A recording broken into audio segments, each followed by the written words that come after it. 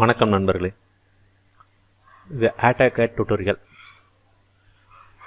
ஏற்கனவே நம்ம பார்த்தீங்கன்னா AutoCAD எதுக்கெல்லாம் பயன்படுது, அதோட பேசிக் செட்டிங்ஸ் என்ன அப்படின்றத நம்ம பார்த்துட்டோம். இப்போ AutoCADல நம்ம பார்க்க போகிறது என்னன்னு பார்த்தீங்கன்னா ட்ரா டூல்ஸ். இந்த ட்ரா டூல்ஸை வச்சு தாங்க AutoCADல எல்லாமே நம்ம டிசைன் பண்ண முடியும். ஸோ ஃபஸ்ட்டு ட்ரா டூல்ஸ்லாம் எங்கே இருக்குது, அதை எப்படி பயன்படுத்தலாம், என்னென்ன டூல்ஸ் இருக்குன்றத நம்ம தெரிஞ்சிங்கன்னா மட்டும்தான் AutoCADல அடுத்த ஸ்டெப் நம்ம போக முடியும். ஸோ இந்த வீடியோவில் நம்ம என்ன பார்க்க போகிறோம் அப்படின்னா ட்ரா டூல்ஸ், அதை பற்றி தான் முழுசாக பார்க்க போகிறோம். ஓகேங்களா. ட்ரா டூல்ஸில் line, polyline, circle, arc, rectangle, ellipse, இது மாதிரி பல டூல்கள் இருக்குங்க. இந்த டூல்ஸை நம்ம ஒவ்வொன்றா பார்ப்போம்.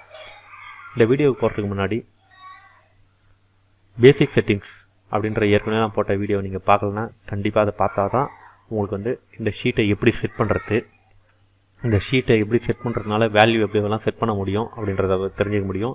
ஸோ இந்த ஷீட் இப்போ பார்த்தீங்கன்னா A4 ஷீட் லேண்ட்ஸ்கேப்பில் இருக்குது. இந்த கிரிட் இருக்குது பார்த்தீங்களா, இது மட்டும்தான் நான் இப்போ கொடுத்துருக்க ஷீட்.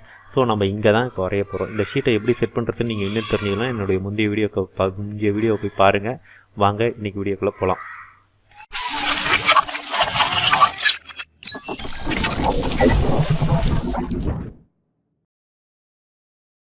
இதுவரை நம்ம சேனலில் நீங்கள் இன்னும் சப்ஸ்கிரைப் பண்ணலன்னா திரையில் தெரிகிற அந்த ரெட் கலர் சப்ஸ்கிரைப் பட்டனை கிளிக் பண்ணி சப்ஸ்கிரைப் பண்ணிங்க.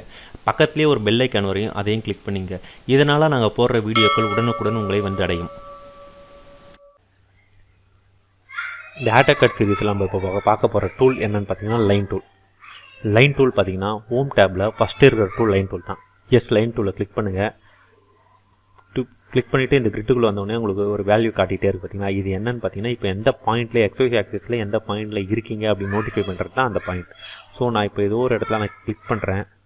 அந்த பாயிண்ட்டில் ஃபஸ்ட்டு பாயிண்ட்டாக எடுத்துக்கும். அதுக்கப்புறம் நான் பார்த்தீங்கன்னா மூவ் பண்ணும்போது பார்த்தீங்கன்னா இப்போ ஆங்கிளாக மூவ் ஆகுது. எல்லா ஆங்கிளுமே எனக்கு லைனுக்கு மூவ் ஆகுது.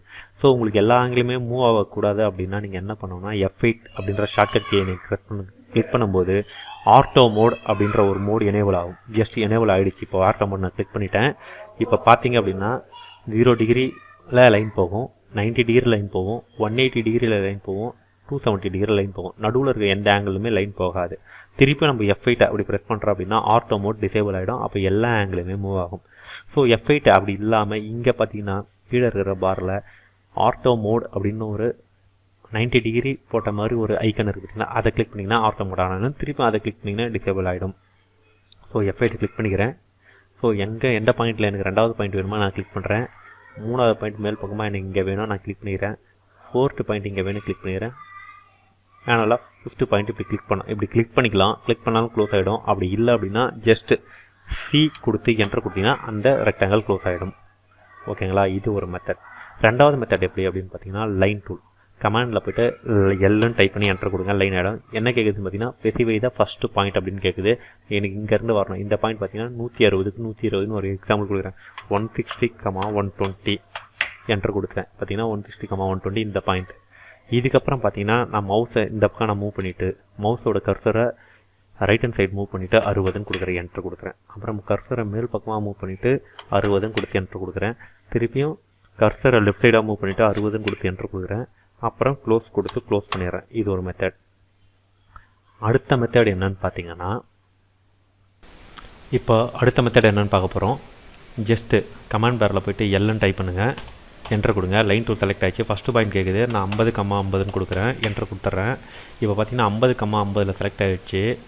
அடுத்தது தான் இப்போ நம்ம பண்ண போகிற விஷயம் என்னென்னா அடுத்தது எனக்கு 60 சென்டிமீட்ரு எனக்கு ரைட் சைடில் பாயிண்ட் மூவ் ஆகணும் அப்படின்னா 60ன்னு கொடுத்துட்டு நான் கிரேட்டர் ரன் கொடுக்குறேன். கிரேட்டர் ரன் கொடுத்த உடனே என்ன ஆகுதுன்னு பார்த்தீங்கன்னா அங்கே டிகிரி இருக்குது. 0 டிகிரி அப்படின்னு நான் கொடுத்துட்டு என்டர் கொடுக்குறேன். இப்போ பார்த்தீங்கன்னா 60 சென்டிமீட்டர் எனக்கு 0 டிகிரியில் மூவ் ஆயிருக்கு. 0 டிகிரின்றது ரைட் ஹேண்ட் சைடு மூவ் ஆகிடுச்சு. ஸோ இப்போ பார்த்தீங்கன்னா நான் கீழே மவுஸர் கிளிக் பண்ணிவிட்டு இப்போ 60ன்னு கொடுக்குறேன். வழக்கமாக இப்படி கர்சரை கீழே மூவ் பண்ணிவிட்டு 60ன்னு கொடுத்து என்டர் கொடுத்தோம்னா என்ன ஆகும்னா கீழ் நோக்கி போகும். ஸோ நம்ம இப்போ ஆங்கிள் கொடுக்க போகிறோம் அப்படின்றதுனால என்ன பண்ண போகிறோன்னா கிரேட்டர் தென் 90 டிகிரி அப்படின்னு 19 கொடுத்துட்டு என்டர் கொடுக்குறேன். இப்போ பாருங்கள் மேலே நோக்கி போயிடுச்சு. அடுத்தது என்ன பண்ண போகிறோம் அப்படின்னு பார்த்தீங்கன்னா திருப்பியும் 60 சென்டிமீட்டர் எனக்கு எப்படி போகணுன்னா லெஃப்ட் சைடு போகணும். லெஃப்ட் சைடு நீங்கள் போட்டிங்கன்னா 180 டிகிரி. அப்போ என்ன பண்ணணுன்னா 60 கிரேட்டர் தென் 180 அப்படின்னு கொடுத்தீங்கன்னா உங்களுக்கு 180 டிகிரி அந்த பக்கம் போயிடுச்சு. வழக்கம் போல் கடைசியாக CU கொடுத்தோ அல்லது 60 கிரேட்டர் தென் 270 டிகிரி அப்படின்னு கொடுத்தோம் நீங்கள் க்ளோஸ் பண்ணலாம். ஸோ நான் இப்போ க்ளோஸ்ன்னு கொடுக்காம இப்போ 60 greater than 270 போட்டு என்டர் கொடுக்குறேன். பாருங்கள் உங்களுக்கு க்ளோஸ் ஆகிடுச்சு. ஸோ இப்போ க்ளோஸ் ஆகிடுச்சு அப்படின்றதுக்காக எஸ்கேப் கொடுத்துட்டா உங்களுக்கு அந்த இது ஃபுல்லாக ஃபினிஷ் ஆகிடுச்சு.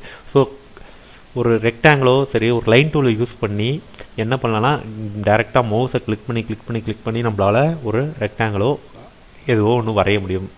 அடுத்த மெத்தட் என்னென்னு பார்த்தீங்கன்னா மவுஸ் கர்சரை ஆங்கிளுக்காக யூஸ் பண்ணிவிட்டு ஒரு வேல்யூ மட்டும் கொடுத்து நம்மளால் ஒரு ரெக்டாங்கிளோ இல்லைனா லைன் டூல் யூஸ் பண்ணி எந்த ஒரு ட்ராயிங்கும் வரைய முடியும்.